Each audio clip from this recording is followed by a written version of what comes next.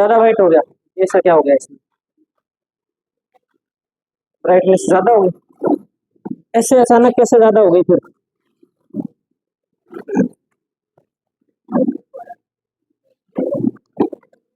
एक मिनट।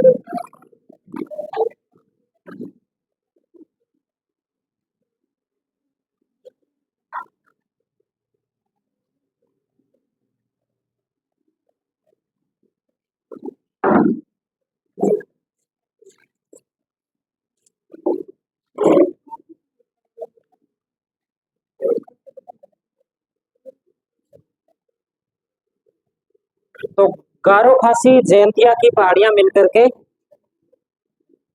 मेघालय के पठार का या शिलोंग के पठार का निर्माण करती है। अब जो शिलोंग का पठार है, इस शिलोंग के पठार की सर्वोच्च चोटी कौन सी है? सर्वोच्च चोटी। तो एटलस में देखो भाई, यहां पर इसके आसपास में सबसे ऊंची चोटी कौन सी है? कौन सी चोटी है? नोक्रेक। कितनी ऊंचाई है? 1412 मीटर इसकी ऊंचाई है। तो लिख देंगे कि सर्वोच्च चोटी नोक्रेक 1412 मीटर इसकी ऊंचाई है। और नोक्रेक जैव संरक्षित क्षेत्र है। जैव संरक्षित क्षेत्र। नोक्रेक एक जैव संरक्षित क्षेत्र है।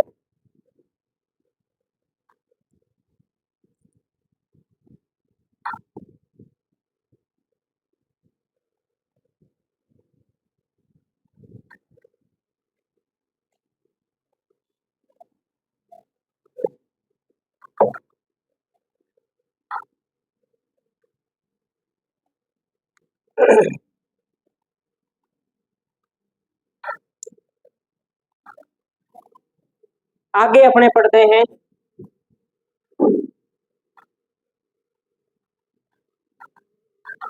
अरुणाचल प्रदेश। अरुणाचल प्रदेश, कल अरुणाचल प्रदेश में कुछ पहाड़ियां पड़ी थी, डाकला, मिरी, अबोर, मिसमी और पटकोई बुम। इन पहाड़ियों को हमने पढ़ा था। तो आज अपने बात कर लेते हैं कि इनका नाम, तो नाम इनका सभी पहाड़ियों का जो नाम है वो जनजातियों के नाम पर रखा गया है। जो जनजाति जहां पर रहती है उसी के नाम पर इन पहाड़ियों का नाम रखा गया है।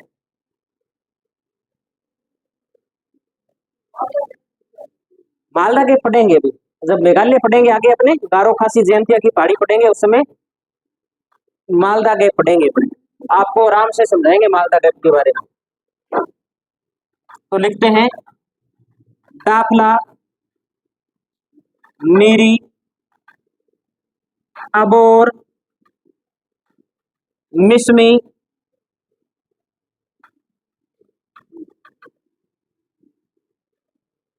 शिवालिक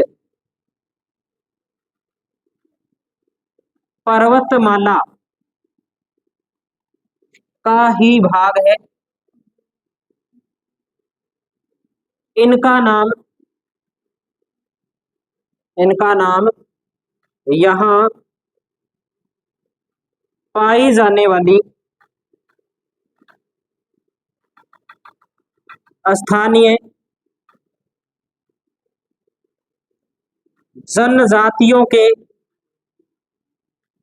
नाम पर रखे गए हैं।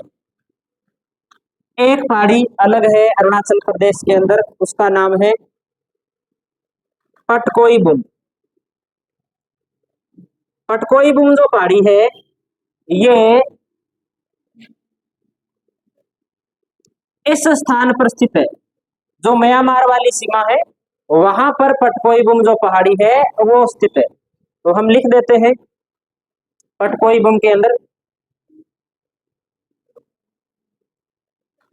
यह महान हिमालय का भाग है।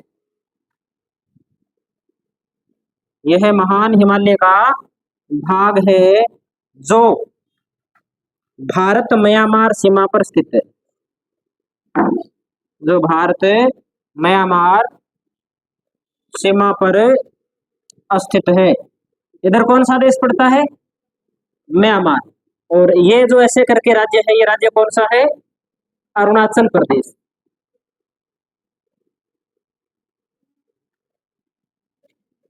ये बात होगी अरुणाचल प्रदेश की। अरुणाचल प्रदेश के बाद में हम पढ़ लेते हैं नागालैंड। तो नागालैंड के अंदर नागा पहाड़ियां हैं, और नागा पहाड़ियां की सर्वोच्च चोटी है माउंट सारामती। कल लिखी थी क्या आपने या नहीं लिखी? लिख ली। तो इसमें इसके बारे में ज्यादा बात लिखने की तो आवश्यकता नहीं है, लेकिन फिर भी हम एक बात और लिखेंगे।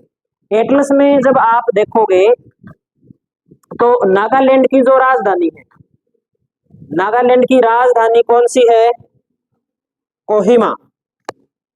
और जो कोहिमा की अगर अपने बात करें, सभी राज्यों की राजधानियों के अंदर सबसे पूर्व के अंदर कोहिमा की स्थिति है। सबसे पूर्व के अंदर। इम्फाल भी लगभग पास में ही है। थोड़ी लोकेशन देखेंगे इनकी, सबसे पूर्व में कौन सी है? तो सबसे पहले हम कोहिमा की लोकेशन देखते हैं।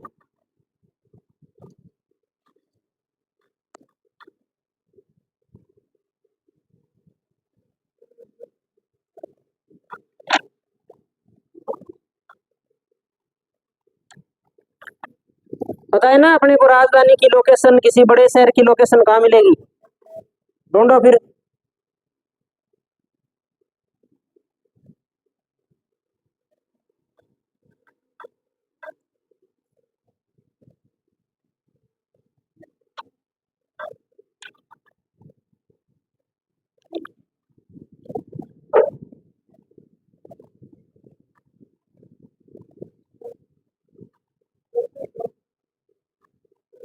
देशांतर देखना है, देशांतर।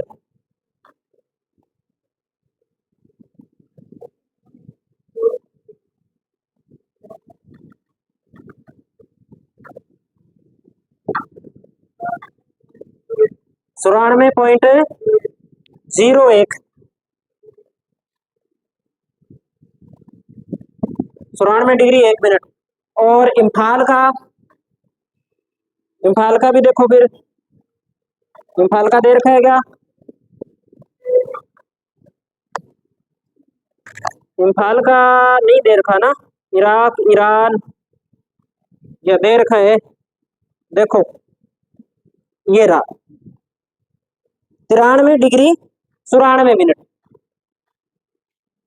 इधर से गिनेंगे, यहां से 0 से शुरू करेंगे तो पहले आएगा 93 डिग्री 94 मिनट, और उसके बाद में आएगा 94 डिग्री 1 मिनट। तो सबसे पूर्व में कौन है? इम्फाल है, वो कोहिमा है। सबूत मिल गया ना अपने को, ये सबसे पूर्व है कि नहीं है? और है तो कहाँ है? 94 डिग्री 1 मिनट पे है, पूर्वी देशांतर। लिख लेते हैं। अब अगला राज्य लिखते हैं हम नागालैंड।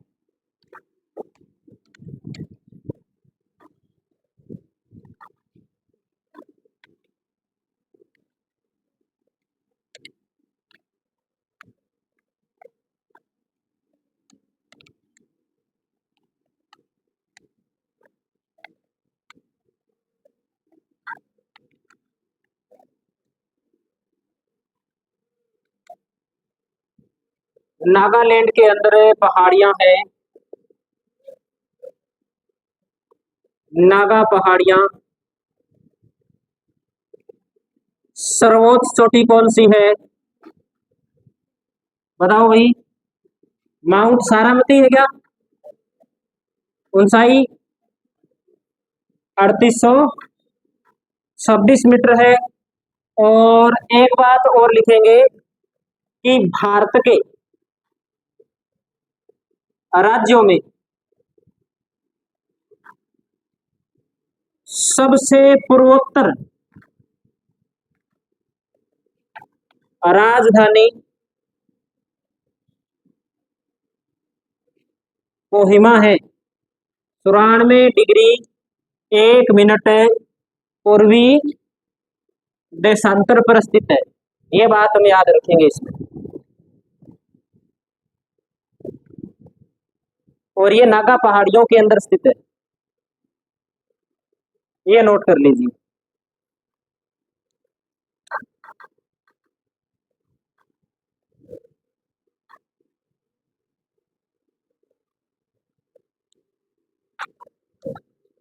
अब नागालैंड के बाद में अगला राज्य कौन सा है?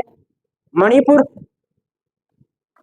और मणिपुर के अंदर हमें एक तो देखनी है झील, लोकतक झील। एटलस के अंदर देखिए, मणिपुर का जो मैप है, राजनीतिक मैप में भी है और प्राकृतिक मैप, दोनों के अंदर ही लोकतक झील दिखा रखी है। और ये जो झील है, यहाँ एक राष्ट्रीय पार्क स्थित है। उस राष्ट्रीय पार्क का नाम क्या है? उस राष्ट्रीय पार्क का नाम है केबुल लेमझो राष्ट्रीय पार्क। एक झील है, उस झील के अंदर तैरते हुए द्वीप दिखाई देते हैं और उसके अंदर जो वनस्पति पाई जाती है उनकी जड़ें जल में होती है, जिसे हम हाइड्रोपोनिस और हाइड्रोफाइटस के नाम से जानते हैं। ये वनस्पति यहाँ पर मुख्य रूप से पाई जाती है। तो हम नोट कर देते हैं, मणिपुर के अंदर, मणिपुर, मणिपुर में कौन सी पहाड़ियां हैं? मणिपुर की पहाड़ी, या इन पहाड़ियों का एक नाम मिलता है लेमोटोल की पहाड़ी। लेमोटोल की पहाड़ी के नाम से भी इसे जाना जाता है। प्रसिद्ध झील कौन सी है? प्रसिद्ध झील है लोकतक झील।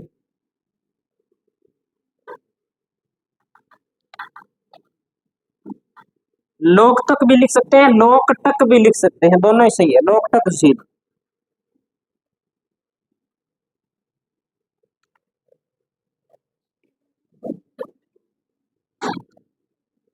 तैरते हुए द्वीप यहाँ पाए जाते हैं।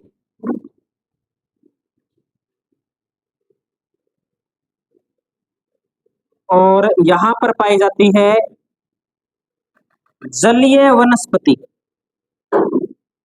उसके नाम मिलते हैं हाइड्रोपोनिस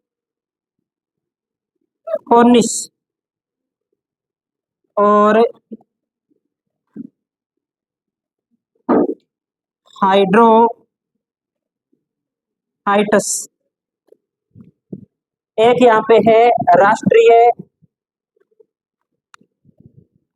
उद्यान। कौन सा राष्ट्रीय उद्यान स्थित है यहाँ?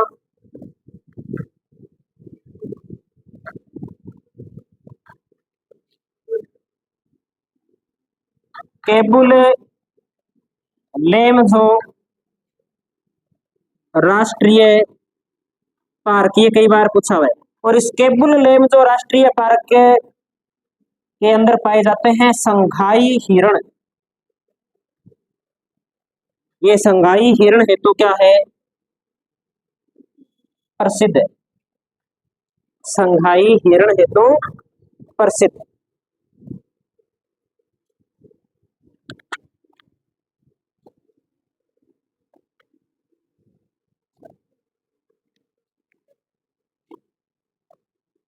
एक बात मैं यहां लिख देता हूं, यहां पाए जाने वाले तैरते हुए द्वीप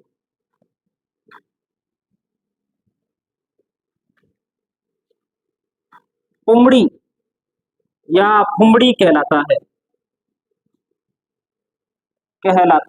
एक ये बात याद रखनी है, कई बार पूछी जाती है, एनसीईआरटी के अंदर दी हुई है, सीधी सीधी लाइन अपने को वहां पर मिल जाती है।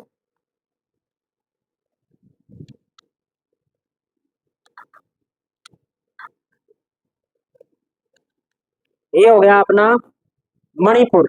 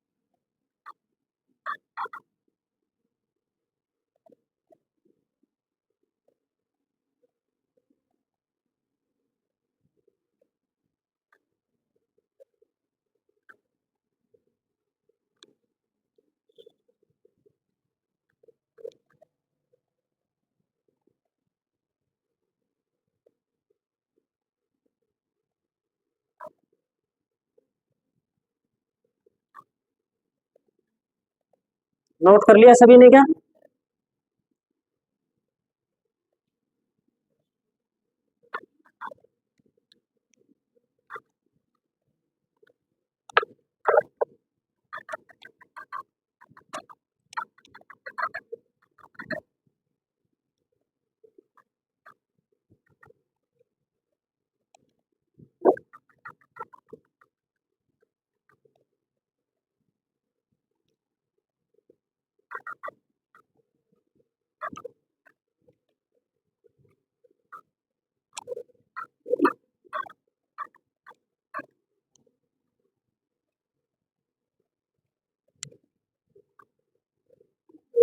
नोट कर लिया होगा सभी ने। स्पीड रखा करो थोड़ी, नीचे ज्यादा लिख दिया।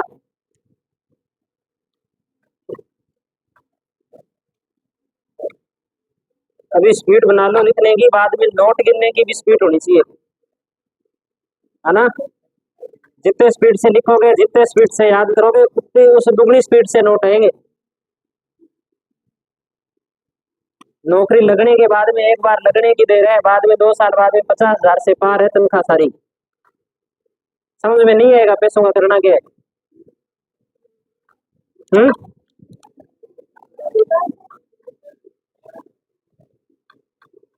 समझ में आ रखा है भी क्या करना है, तो फिर पढ़ो। हम्म। फिर पढ़ो, पता है ना क्या करना है पैसे का। पैसे आने चाहिए बस, तो आने की देर है, लगा तो हम देंगे, आए तो सही।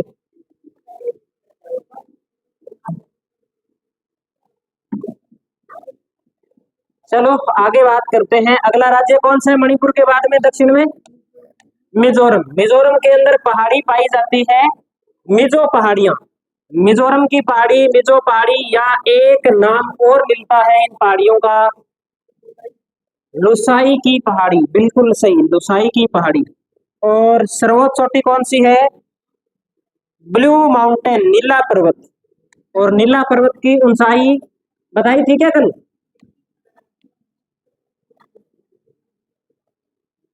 तो लिख दो, हेडिंग लगा दो आप, मिजोरम।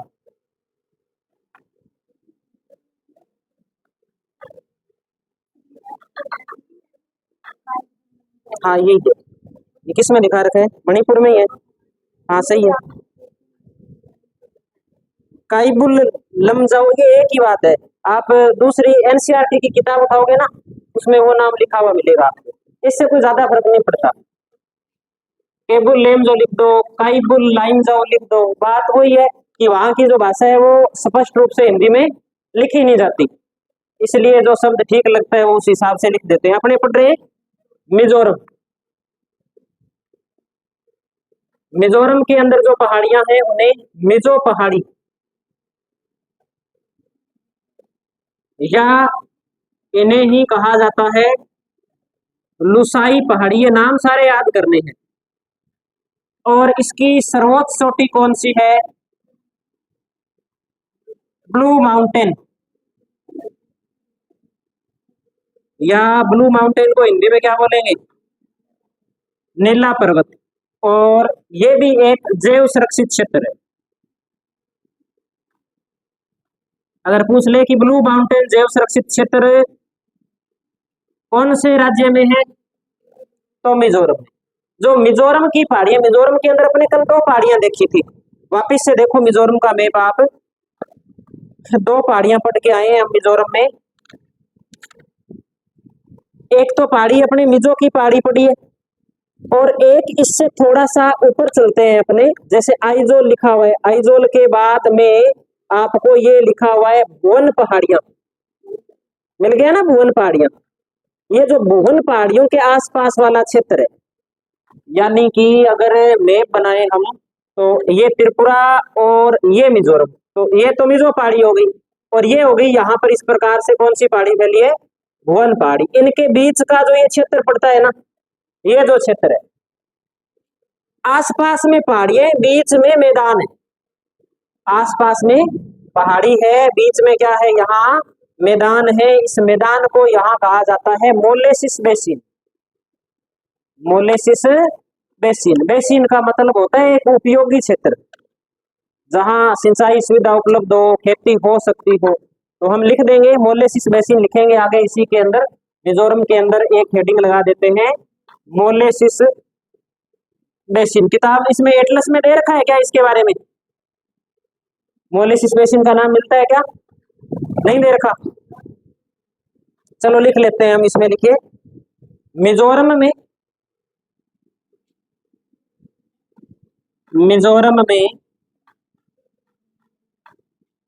पर्वतीय ओबड़ खाबड़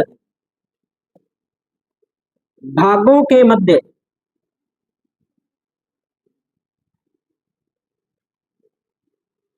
मृदा की असंगठित असंगठित संरचना से निर्मित मैदान क्या कहलाता है? मोलेसिस बेसिन कहलाता है। मोलेसिस बेसिन, मोलेसिस वहां का कोई स्थानीय शब्द है। बेसिन यानी कि वह क्षेत्र है जहां कृषि कार्य किया जा सकता है, ऐसा क्षेत्र है। और जहां खेती की जाती है, जहां मिट्टी पाई जाती है, वो मिट्टी क्या होती है? संगठित होती है क्या असंगठित होती है? बताओ कविता, संगठित होती है या असंगठित मृदा? असंगठित होती है। मिट्टी का प्रत्येक कण अलग अलग होता है। संगठित हो गई तो पत्थर बन गया, पत्थर में फिर खेती हो जाएगी? असंगठित होती है। तो यही बात लिखिए कि मृदा की असंगठित संरचना से निर्मित मैदान किस नाम से जाना जाता है? मोलेसिस बेसिन के नाम से जाना जाता है। तो ये अपने हो गया मिजोरम। अब हम पढ़ते हैं मेघालय। अगला राज्य है मेघालय। त्रिपुरा में वैसे कोई बात है नहीं पढ़ने लायक, सिर्फ त्रिपुरा में कौन सी पहाड़ियां हैं? त्रिपुरा की पहाड़ियां हैं, और कुछ नहीं है उसमें।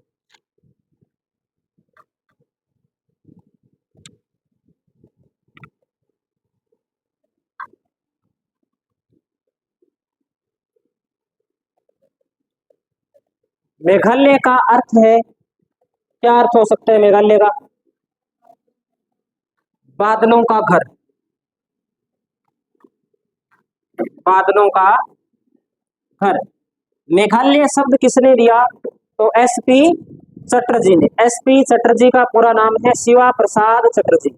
इन्होंने सबसे पहले मेघालय शब्द दिया था। तो लिख देते हैं हम मेघालय शब्द का सर्वप्रथम प्रयोग।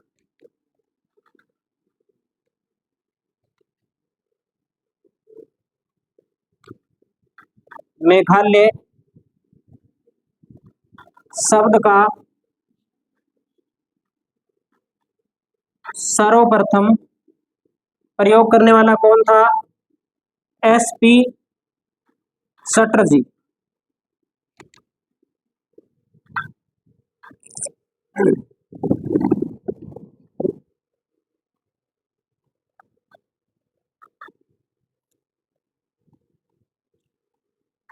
मेघालय में हम अभी एक पठार पढ़ के आए थे, पठार का नाम क्या था? शिलोंग का पठार, या जिसे मेघालय का पठार बोलते हैं। तो हम एक बात लिखेंगे इसमें, यहां स्थित शिलोंग का पठार, यहां स्थित शिलोंग का पठार प्रायद्वीपीय भारत का भाग, प्रायद्वीपीय भारत का भाग है, प्रायद्वीपीय भारत का भाग है।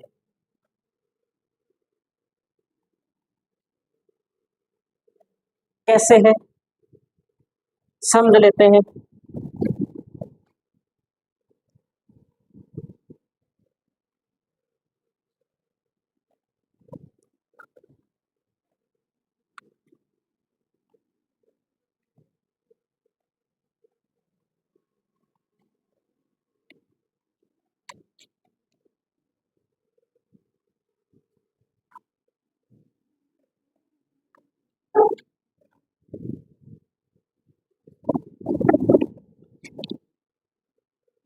ये है प्रायद्वीपीय भारत।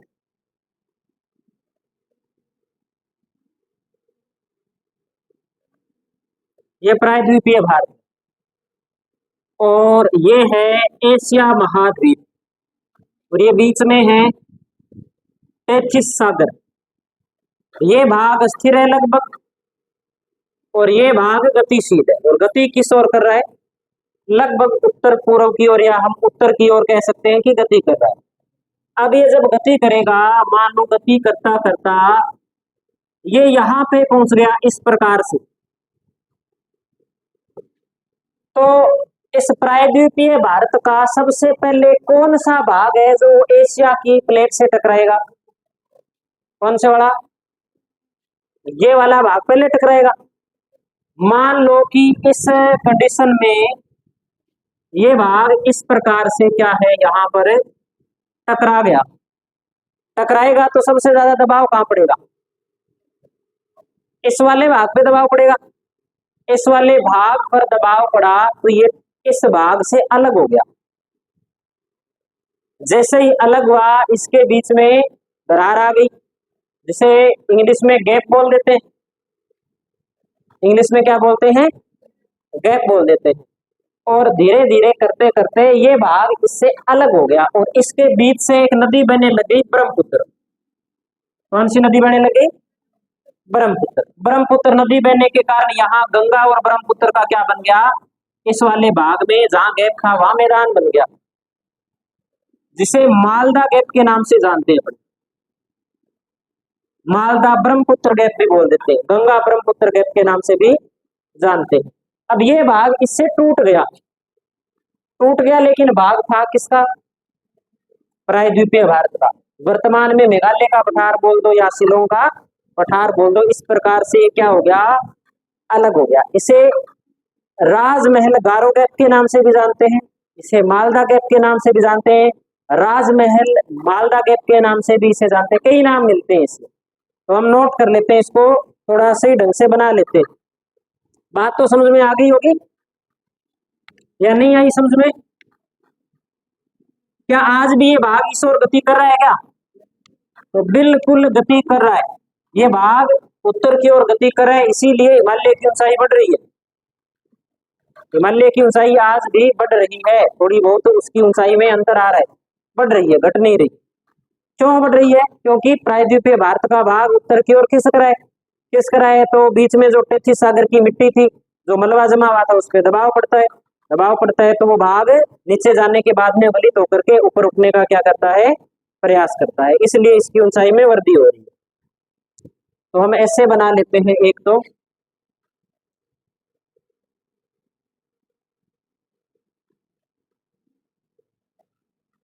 ये प्रायद्वीपीय पठार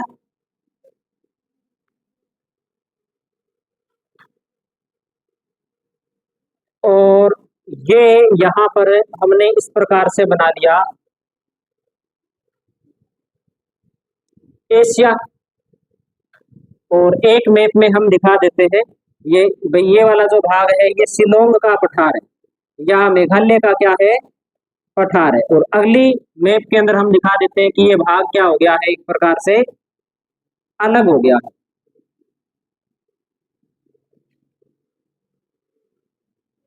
ये यहां चला गया, इधर चला गया, मेघालय या शिलोंग का पठार। और इनके बीच में ये जो स्थान है ये क्या कहलाता है? मालदा गैप,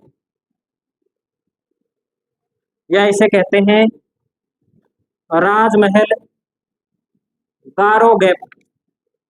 किस नाम से जाना जाता है? राजमहल गारो गैप के नाम से इसे जाना जाता है। तो ये बना लो आप।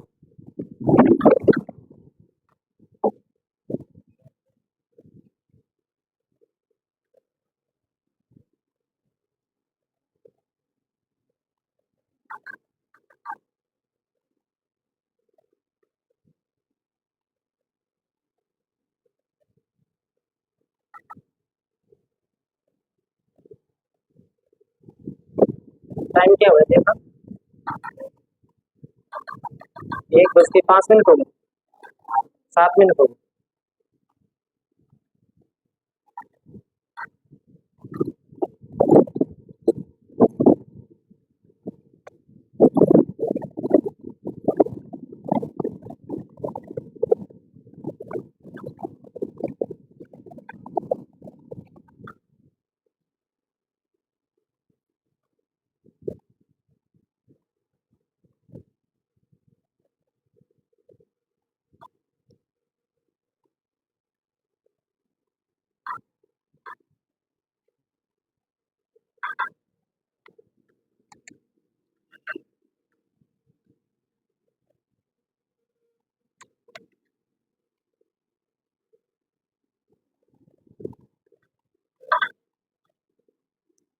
ये मान लेते हैं हम मेघालय का पठार है। मेघालय के पठार पे ये पहाड़ी है गारो, ये यहाँ पर पहाड़ी है खासी, और ये जो इस प्रकार से यहाँ पे पहाड़ी फैली हुई है इसका नाम है जयंतिया। और यहीं पर मेघालय के अंदर अपने बात करें तो एक राजधानी स्थित है खासी पहाड़ी के पास में, यहाँ इस राजधानी का नाम है शिलोंग। यहीं पर विश्व की सबसे ज्यादा वर्षा वाले दो स्थान स्थित है। सबसे ज्यादा जो वर्षा होती है वो कहाँ होती है? चेरापूंजी। पहले पहले होती थी चेरापूंजी में, अब किसमें होती है? मासिनराम में। दोनों के दोनों कौन सी पहाड़ी में स्थित है? इस खासी पहाड़ी में स्थित है। एक तो है मासिनराम और दूसरा है चेरापूंजी। चेरापूंजी तो है दूसरा सर्वाधिक वर्षा वाला स्थान, और मासिनराम है विश्व का सर्वाधिक वर्षा वाला स्थान। ठीक है, और यहां पर अधिक वर्षा का कारण क्या है? पहाड़ियों की कीपाकार आकृति।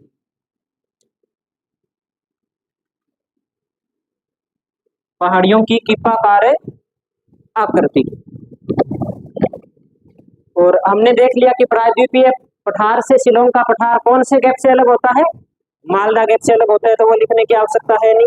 लास्ट जो आज की बात हम लिखते हैं वो लिख लेते हैं कि एसपी साइकिया ने, एसपी साइकिया ने पूर्वोत्तर भारत को क्या नाम दिया? 7 बहनों का राज्य नाम दिया। इसमें कौन सा राज्य शामिल नहीं होता? सिक्किम शामिल नहीं होता। सिक्किम देख लेना कहाँ है? पर है असम, अरुणाचल, नागालैंड, मणिपुर, मिजोरम, त्रिपुरा और मेघालय, ये इसमें शामिल होते हैं।